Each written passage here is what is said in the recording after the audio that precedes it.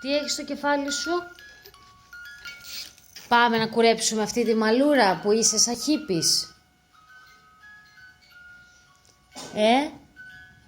Να μην πέφτουνε μπροστά στα ματάκια σου. Τα ματάκια μου πονάει λίγο. Γιατί πονάνε λίγο τα ματάκια σου? Γιατί θέλω να δει τα ματάκια μου. Θα έρθει ο μπαμπάς να δει τα ματάκια σου, αγάπη μου. Δεν έρχεται κάθε απόγευμα ο μπαμπάς και βλέπει τα ματάκια σου?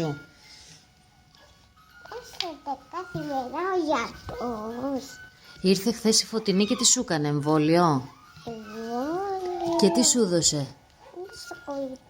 Αυτοκολλητάκι σου δώσε, ναι. Και τι σου έκανε στο τέλος, σου έκανε αγκαλιά και μα? Το βγάλαμε το αυτοκόλλητο από το εμβόλιο. Το κάναμε. Να το εμβολιάκι, να το. Το κάναμε. Το βγάλαμε, ναι, δεν το βγάλαμε χθες που κάνεις μπάνιο? Κάνω μάνο. Θες να πάμε να κάνεις και τώρα μπάνιο?